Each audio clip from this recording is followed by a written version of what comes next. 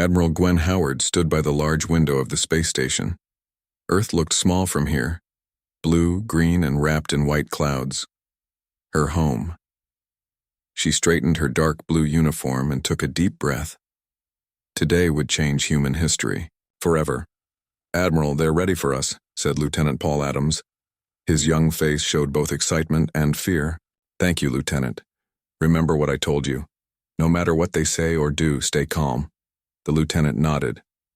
Together, they walked through the sliding metal doors into the grand chamber of the Galactic Council. The room was huge. Curved, walls rose up to form a dome. 57 different alien species sat in rings of seats that went up like stairs. Some aliens had many arms. Others had scales or fur. Some looked almost human, but with strange colored skin or extra eyes. In the center was a round platform. Admiral Howard and Lieutenant Adams stepped onto it. Bright lights shined down on them. "Representatives of Earth," boomed a voice. It belonged to High Counselor Zex Tarek. He was tall with gray skin and 6 eyes that blinked one after another. His long fingers tapped on the desk in front of him. "We welcome you to the Galactic Council." Admiral Howard bowed slightly. "We are honored to be here. Humanity looks forward to joining the galactic community as equals." A low murmur spread through the alien representatives. Zex Tarek's mouth formed what might have been a smile, but it didn't look friendly. "Equals?" "No, Admiral Howard. You misunderstand why you are here today." The Admiral's back stiffened, but her face remained calm. "Please explain, High Counselor." Large screen appeared in the air. It showed a map of stars. Earth's sun, Sol, was marked with a red circle. Around it was a line forming a small box in the vastness of space. "This is the Sol Containment Treaty," Zex Tarek said. "Humanity will be given Sol and 3 nearby star systems. You may not go beyond these borders." Lieutenant Adams stepped forward. "Containment? But we've done nothing wrong. We've only just begun to explore space." "Control yourself, human," snapped a furry alien with 4 arms. "Your species is dangerous. You fight wars over land, religion, and resources. You damage your own planet. You build weapons that could destroy whole worlds." "We have studied your history," added another alien with blue scales. "Humans are too emotional, too unpredictable. You must be contained for the safety of the galaxy." Admiral Howard placed a hand on Lieutenant Adams's arm, stopping him from speaking again. "The Council has already decided this? Without giving humanity a chance to prove ourselves?" "The vote was unanimous," said Zex Tarek. "The treaty is non-negotiable. Accept these terms or Earth will be isolated completely. No trade, no contact, no help if danger comes." The threat was clear. Admiral Howard looked around the chamber. 57 species, all more advanced than humanity. All with more ships, better weapons, and older civilizations. All agreeing that humans needed to be caged. "Very well," she said finally. "I will bring your terms back to Earth's leaders." "You have 1 Earth month to sign the treaty," said Zex Tarek. "This meeting is over." The trip back to Earth was quiet. Admiral Howard spent most of it looking at the stars through the ship's window. Lieutenant Adams finally broke the silence. "We're just going to accept this? Let them lock us in like animals?" "Of course not," she replied quietly. "But they don't need to know that yet." Back on Earth, President Alan Curtis received the news in the White House Oval Office. His face was stern as Admiral Howard explained what happened. "They fear us." She finished. All of them. 57 species in agreement that humans are too dangerous to be free. The president stood up and walked to the window. Outside, people walked by, unaware that aliens had just drawn a line in space and told humanity to stay behind it. "What do your instincts tell you, Gwen?" he asked. "That they're hiding something. This isn't about our wars or emotions. They're afraid of what we might become." President Curtis nodded slowly. "Then we need to understand what they really want, and we need to prepare, just in case."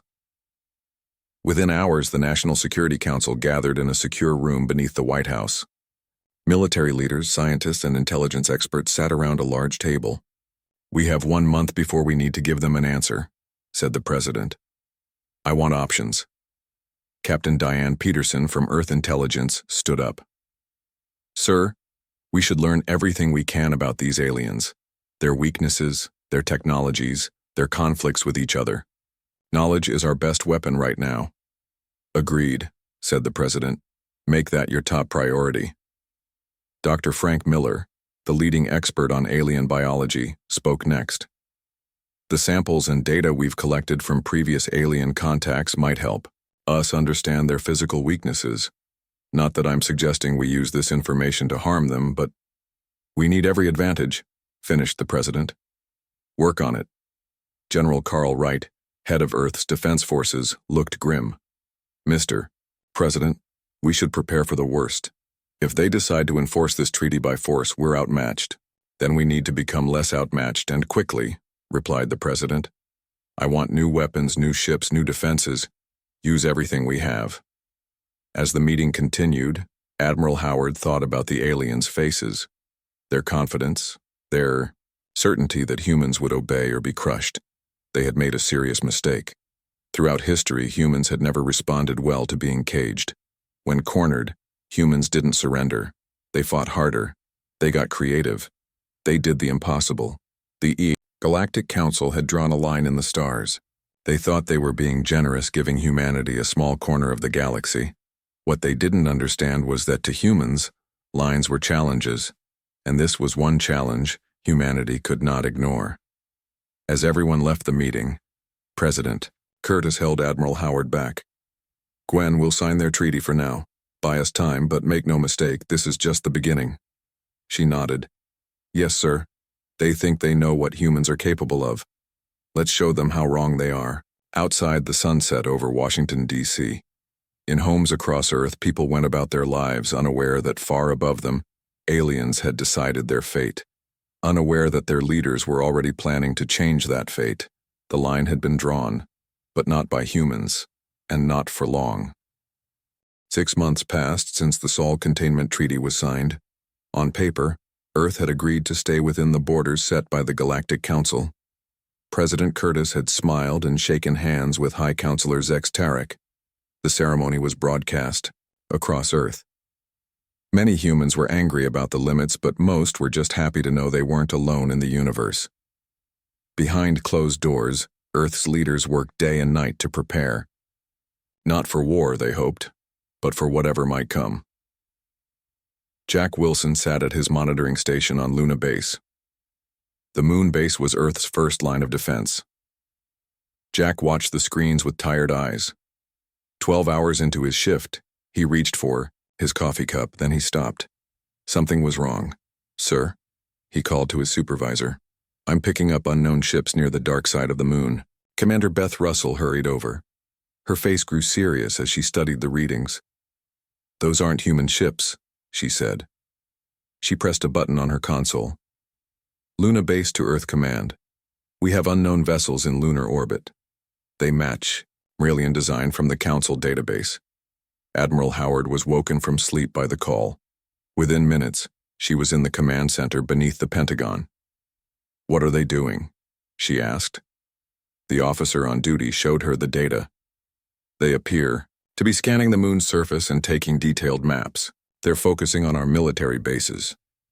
That's against the treaty, said Admiral Howard. They promised not to enter Sol system without permission. Should we contact them? Asked the officer. Admiral Howard thought for a moment. No, just watch them, record everything, and put our forces on quiet alert. 3 days later, more alien ships arrived. These were bigger and moved toward Jupiter. They were Volturian mining vessels. Without asking Earth's permission, they began to extract gases from Jupiter's atmosphere. President Curtis called an emergency meeting. First, they spy on our moon bases. Now they're taking our resources, he said. They're testing us to see how we'll respond. We should protest, suggested the Secretary of State. Remind them of the treaty they forced on us. And look weak, said General Wright. They already think we're beneath them. Before they could decide, Captain Peterson rushed in with new information. Sir, we've intercepted Council communications. They voted to place monitoring stations around Earth. What kind of monitoring stations? Asked the president. Captain Peterson's face was grim. The kind with planet-killing weapons. The room fell silent. Then General Wright spoke. They never meant to honor the treaty. This was their plan all along. Contain us, study us, then wipe us out when they're ready. President Curtis stood up and looked at each person in the room. It seems the Galactic Council has crossed their own line, he said. Now we need to decide how to respond. In secret bunkers beneath the Appalachian Mountains, Lieutenant Samantha Bell led a team of Earth's best scientists. They worked on Project Horizon, humanity's plan for survival. Dr. Mason, how's your team progressing? She asked, entering the main lab. Dr. Gregory Mason looked up from his computer. He was a quiet man who had once taught physics at a small college in Ohio. Now he led the most important scientific project in human history.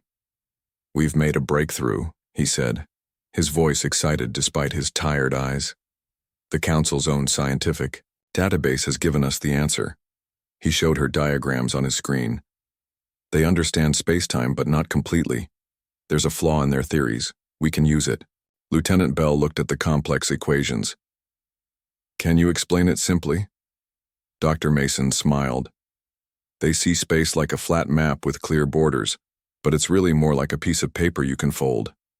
If you draw a line on the paper, then fold it, you can step from one side to the other without crossing the line.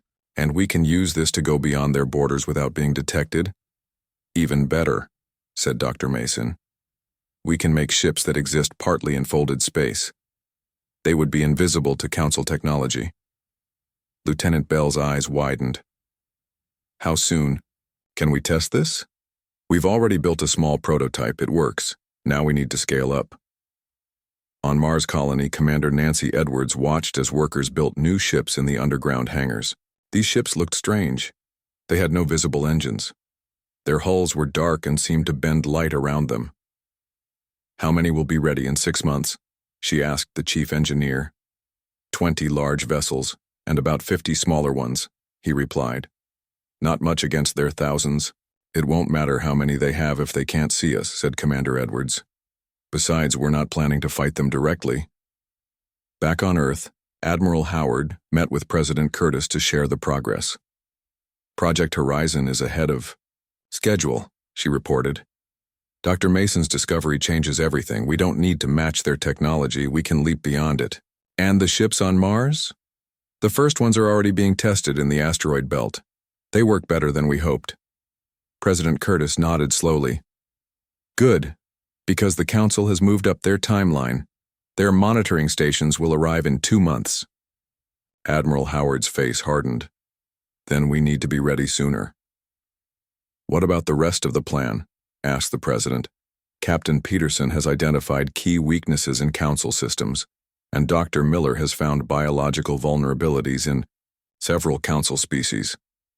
Not that we plan to use that information, but we need every advantage, finished the President, echoing his words from 6 months ago. That night, Admiral Howard couldn't sleep. She stood at her window, looking up at the stars. Somewhere up there, the Council was preparing to end humanity. They thought humans were primitive, emotional, and dangerous. Maybe they were right about the last part. The Council had drawn a line in space and told humanity to stay behind it. Then they had crossed that same line, proving they never intended to honor their word. They thought they knew what humans were capable of. They had studied human history, human wars, human technology. What they didn't understand was human determination. When backed into a corner, humans didn't give up. They got creative. They did what everyone said was impossible. The Galactic Council had crossed the line. Humanity was about to erase it. William Cooper looked out the view screen of his ship. Stars stretched endlessly before him. 5 years ago, he had been a physics teacher in a small town in Nebraska. Now he commanded humanity's first ghost fleet, 20 large ships and 50 smaller ones that could hide in folded spacetime.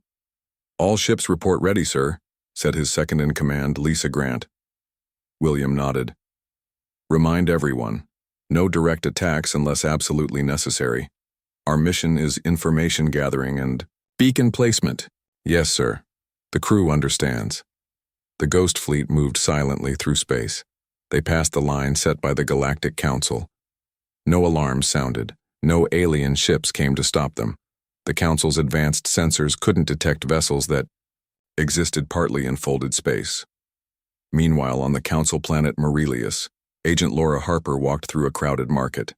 She looked like a Marelian, tall with gray skin and large eyes. The disguise was perfect, created by Dr. Miller's team, based on detailed scans. Laura found the central power station and entered through a side door. The guard barely looked at her fake ID badge. Inside, she placed a small device, no bigger than a coin, on the main power conduit. The quantum beacon would be invisible to Marelian scanners. Similar scenes played out across 17 key council worlds. Human agents disguised as various alien species placed quantum beacons in power stations, communication centers, and defense grids. Back on Earth, Dr. Kevin Taylor prepared to activate the quantum network. He had been working with Dr. Mason since the beginning of Project Horizon. "Are all beacons in place?" he asked his team. "Confirmed," replied a young scientist. "All 73 beacons are active and synced." Dr. Taylor took a deep breath. "Let's hope this works as well in practice as it did in our tests." He entered the activation code. For a moment, nothing seemed to happen. Then the screens around him lit up with data streams. "It's working," someone said in amazement. "We're connected to all the council systems." Dr. Taylor smiled. "Now we can see everything they see, know everything they know, and they have no idea we're there." On the Galactic Council's main world, High Counselor Zex Tarek received troubling reports. Their scout ships near Earth had detected unusual energy readings near Proxima Centauri, just outside the border they had set for humans. "Send the 7th Fleet to investigate," he ordered. "If the humans are trying to leave their containment zone, they must be stopped." The Council's most powerful warships moved toward Proxima Centauri. They found nothing. No human ships, no unusual energy. Nothing but empty space. While the 7th Fleet searched, William Cooper's Ghost Fleet visited the Council's main shipyard at Volturia. They didn't fire weapons or damage anything. They simply gathered information and left more quantum beacons. On Earth, Secretary of Defense Richard Donovan presented the plan to the United Nations Security Council. "For 2 months we've gathered intelligence on Council worlds," he explained. "We know their strengths and weaknesses. We know they plan to place weapons around Earth that could destroy our planet." "And what do you propose we do?" asked the Babur representative from Russia. "We're not going to fight them directly," Donovan replied. "We're going to change the rules." The next day, Council monitoring stations detected human communication signals from beyond their containment zone. Impossible, they thought. The humans couldn't have gotten past their border patrols. High Counselor Zex Tarek called an emergency session. "The humans are violating the treaty. They must be punished." A blue-scaled alien raised a hand. "But how are they doing it?" "Our sensors detect no human ships outside their zone." "It doesn't matter how," snapped Zex Tarek. "What matters is that they must be stopped. Prepare the monitoring stations for Earth. Once they are in place, we can force the humans to obey." The Council voted. The decision was made. The weapon platforms would be deployed immediately. As the Council meeting ended, Dr. Kevin Taylor activated the quantum network. Across 17 star systems, Council defense systems suddenly went offline. Communication networks crashed. Navigation systems failed. Every ship, station, and planet with a quantum beacon experienced the same thing. The Council's mighty 7th Fleet found itself stranded, unable to move or communicate. The weapons platforms heading to Earth stopped in mid-flight, powerless. In the Ghost Fleet command ship, William Cooper received the news. "Phase 1 complete," he told his crew. "All targeted Council systems are offline." Lisa Grant looked concerned. "They'll figure out what happened eventually." "Yes, but by then, Phase 2 will begin." On Earth, Admiral Howard met with President Curtis. "The Council's weapons platforms have been neutralized," she reported. "Their main fleet is stranded. Their communication network is down. Casualties? Asked the president. None, sir. We didn't fire a single shot. The president nodded with approval. And Phase 2? Ready when you give the word. For 3 days, the Galactic Council struggled to understand what had happened. Their best technicians couldn't fix the problems. Their most advanced diagnostic tools found nothing wrong, yet nothing worked. Finally, they managed to send a small ship to Earth. High Counselor Zexatarek himself came to demand answers. When his ship landed in Washington, D.C., he was surprised to find humans waiting calmly. There were no weapons pointed at him. No angry crowds. Just a small welcome committee led by Chief Diplomat Olivia Martinez. "What have you done to our systems?" demanded Zexatarek. Olivia smiled politely. "Why don't we discuss this inside? Your ships aren't the only ones affected by the recent adjustments." She led him to a conference room where President Curtis and Admiral Howard waited. Dr. Mason and Dr. Taylor were there too, along with several other humans Zexatarek didn't recognize. "You've committed an act of war," the High Counselor said as soon as he entered. President Curtis remained calm. "No, we haven't attacked anyone. We've simply revealed a truth you didn't want to face." "What truth?" Dr. Mason stepped forward. "The line you drew in space, the border you created to contain us, it was never real. The universe doesn't work the way you think it does." "What are you talking about?" asked Zexatarek, his 6 eyes blinking in confusion. "Your understanding of physics is incomplete," explained Dr. Mason. "The barriers you use to enforce territorial boundaries don't actually exist. Space-time can be folded, your sensors can be bypassed. Your weapons can be disabled without firing a shot." Zexatarek looked stunned. "That's impossible. Our science is thousands of years ahead of yours." Admiral Howard shook her head. "Not anymore. You pushed us into a corner. We had no choice but to think differently, to see what you couldn't see." For the first time, the High Counselor seemed to understand the situation. The humans hadn't built better weapons. They had developed a better understanding of reality itself. The invisible war was over before the Council even knew it had begun. The emergency meeting of the Galactic Council was the most chaotic in its long history. Representatives from 57 species talked over each other. Some demanded war against humans. Others wanted to negotiate. A few simply wanted their ships and systems working again. "Order!" shouted High Counselor Zexatarek. "We must have order." The room slowly quieted. Zexatarek looked tired. His visit to Earth had changed him.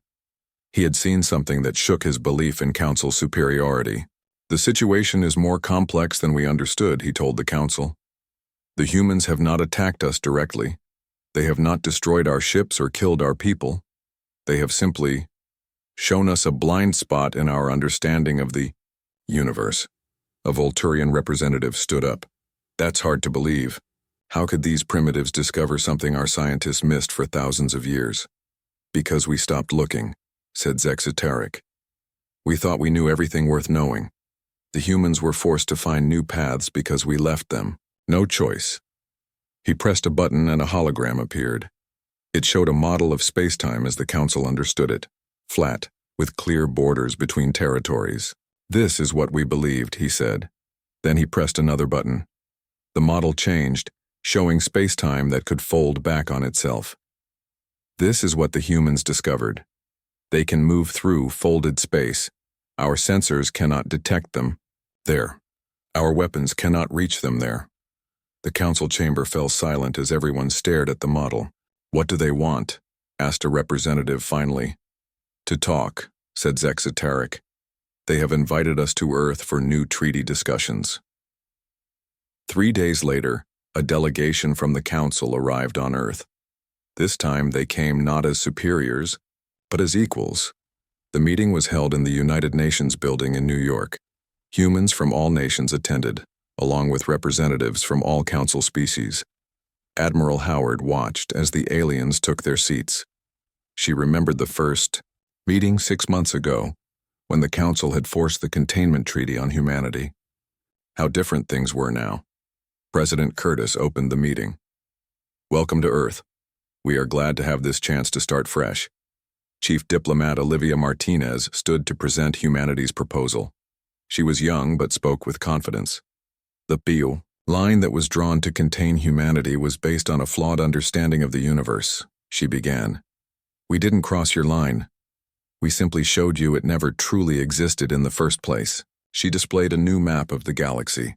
It had no lines dividing territories. We propose a new treaty, the Galactic Concordat.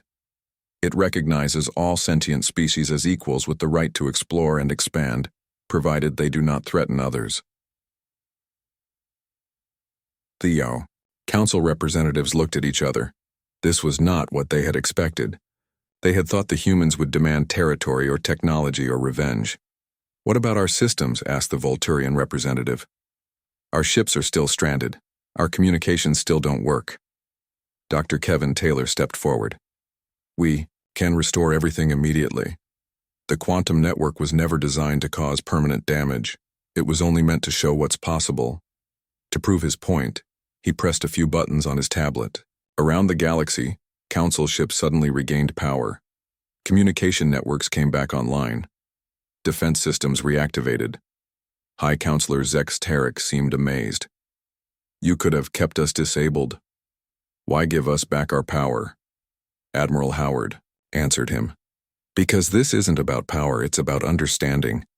The universe doesn't belong to any single species, and it certainly can't be divided by lines on a map. For hours, they discussed the details of the new treaty. There were arguments and disagreements, but also moments of genuine connection. Humans and aliens found common ground. By the end of the day, a framework was in place. The Sol Containment Treaty was officially canceled. The new Galactic Concordat would take its place, a treaty of equals. As the meeting ended, Dr. Frank Miller watched the council representatives talking with humans. Some were even laughing together. It's remarkable, he said to Admiral Howard. A week ago they were preparing to destroy us. Fear makes enemies of those who could be friends, she replied. They feared what we might become. Now they're starting to see what we actually are. The next day, the council ships prepared to leave Earth. Before they departed, High Counselor Zex Tarek met privately with President Curtis.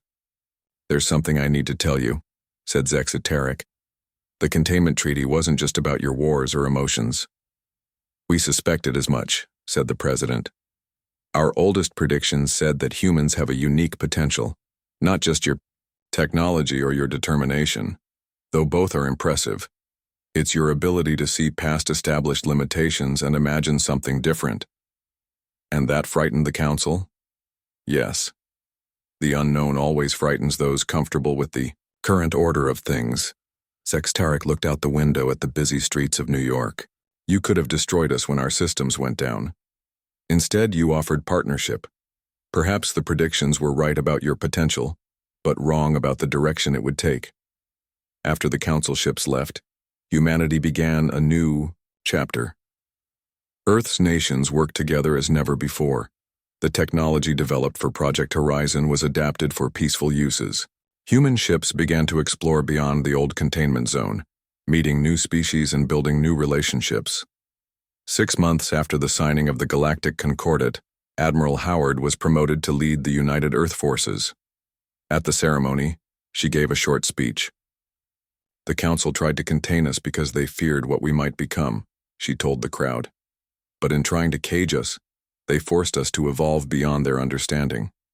We didn't respond with violence. We responded with innovation. We saw a universe without lines, without borders. A universe where different species can learn from each other. She looked at the stars visible through the ceiling window. The line hasn't been crossed. It has been erased from existence, and in its place we've built something better. A galaxy where the only limits are the ones we choose to accept. Dr. Miller stood in the audience, clapping. He thought about how quickly things had changed. Just 1 year ago, humanity had been alone, unaware of the galactic community. Then they had been contained, threatened, and nearly destroyed. Now they were respected members of that community, helping to shape its future. The council had crossed the line they themselves had drawn. Humanity had erased it and created a new path forward. 5 years had passed since the signing of the Galactic Concordat.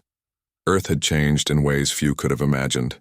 Alien technology, combined with human innovation, had solved many old problems. Clean energy powered all cities. Food was plentiful. Many diseases were now curable. But the biggest changes were in space. Human ships traveled to distant stars. Earth had built trading posts and research stations throughout the galaxy. Humans worked alongside aliens from dozens of species. Children learned about far-off worlds in school as easily as they once learned about other countries. Commander Steve Garcia stood on the bridge of the exploration vessel Pioneer. At 42, he had seen humanity go from being contained to becoming respected explorers. The Pioneer was heading to a star system no Council species had ever visited. "All systems ready, Commander," said his pilot, Maria Chen. "We can jump whenever you give the word." Steve nodded. "Let's make history then. Take us to the Vega sector." The ship moved into folded space. The stars blurred, then vanished. Seconds later, the Pioneer emerged in a new star system with 3 planets circling a bright yellow sun. "Scan for signs of life," ordered Steve. The science officer, Dr. Ben Wallace, checked his instruments. "Commander, I'm picking up artificial structures on the second planet, and some kind of energy signature." "A new civilization?" asked Maria. "Maybe," said Steve. "Or an old one we haven't met yet." The Pioneer moved closer to the second planet. It was mostly blue ocean with green and brown landmasses. Clouds swirled in its atmosphere. It looked much like Earth. "We're being scanned," reported Ben suddenly. "Something from the planet is watching us." A moment later, a voice came through. The ship's communication system. The words were strange, but the universal translator quickly adjusted. "Unknown vessel, identify yourself. You have entered Alarian space." Steve stepped forward. "This is Commander Steve Garcia of the Earth vessel Pioneer. We come in peace under the terms of the Galactic Concordat." There was a long pause. Then, "We are not familiar with this Concordat. Please maintain your position while we consult our leaders." The bridge crew waited nervously. This was the moment every explorer both hoped for and feared. First contact with a new species. An hour later, they received permission to enter orbit. The Alarians invited a small team to visit their main city. Steve selected himself, Ben, and Maria for the landing party. The shuttle descended through clouds to reveal a beautiful city of tall, curved buildings. They landed in a circular plaza where a group of Alarians waited. They were tall beings with blue skin and silver hair. Their eyes were large and completely black. "Welcome to Alaria," said one who stepped forward. "I am First Speaker Tella. We have not had visitors from beyond our system in many cycles." Steve bowed slightly. "Thank you for your welcome. We're honored to be here." The Alarians led them to a grand building in the center of the city. Inside, they sat around a table made of something that looked like glass but glowed softly. "Tell us of this concordat you mentioned," said Tella. Steve explained about the Galactic Council, the containment of Earth, and the events that led to the new treaty. "So this council tried to keep your species trapped in your home system?" asked Tella. "Why?" "They feared what we might become," said Steve. "They thought we were too unpredictable, too emotional." Tella's expression was hard to read, but she seemed troubled. "We have had our own encounters with the council long ago. They visited our world once, decided we were primitive, and never returned. We always wondered why no other species ever came here." "The council likely marked your system as off-limits," said Ben. "They did that with many worlds they thought weren't ready for galactic society." "And now?" asked Tella. "Now, under the Concordat, all sentient species have the right to join the galactic community as equals," explained Steve. "No more lines, no more containment zones." The Alarians discussed among themselves in their own language. Finally, Tella turned back to the humans. "We would like to learn more about this new galaxy you speak of. Perhaps we could send representatives to Earth?" "We would welcome them," said Steve. "And we can provide you with information about the Concordat and the current state of galactic politics. Over the next few days, the humans learned much about Alarian culture. They were a peaceful species with advanced art and medicine, but limited space travel. They had developed technology to travel within their own star system, but had never attempted to go further. "We assumed we were alone," explained an Alarian scientist named Marrow. "Our instruments detected no signals from other civilizations." "The Council likely blocked or redirected your signals," said Ben. "They did the same to Earth before we knew about them." On the final day of their visit, First Speaker Tella announced that 3 Alarian representatives would return with the Pioneer to Earth. It would be the first step toward bringing Alaria into the wider galactic community. As they prepared to leave, Maria noticed Steve looking thoughtful. "What's on your mind, Commander?" she asked. "I'm wondering how many more worlds like this are out there," he replied. "Species the Council decided weren't ready and simply ignored. And now we get to find them," said Maria with a smile. Back on Earth, Admiral Howard, now Director Howard of the Galactic Relations Office, received the report about the Alarians with great interest. "Another species the Council left behind," she said to President Donna Hayes, who had been elected after President Curtis completed his term. "How many more do you think are out there?" asked the President. "Dozens, maybe hundreds." Director Howard looked at the star map on her wall. "The galaxy is vast, and the Council's old policies limited contact with many worlds. And now humanity gets to be the one to open those doors," said the President. Director Howard nodded. "It's fitting in a way. We know what it's like to be told we're not ready, to have lines drawn around us. Now we can help others cross those lines, or better yet, erase them completely." In the years that followed, human exploration ships found many more worlds like Alaria. Some had been visited by the Council and then abandoned. Others had never been contacted at all. Each new species brought unique perspectives and ideas to the galactic community. The old Council members, who had once feared human unpredictability, now watched in amazement as humanity built bridges between worlds they had kept separate for thousands of years. As Dr. Miller had observed years ago, humanity's greatest weapon had never been their technology or their determination, though both were formidable. It was their ability to see past established limitations and imagine a different reality. The lines that once divided the galaxy were fading. In their place grew a network of connections between worlds that had previously been alone. The line hadn't just been erased. It had been replaced by something better, a galaxy where differences were celebrated, where no species stood above others, and where the only boundaries were the ones waiting to be explored.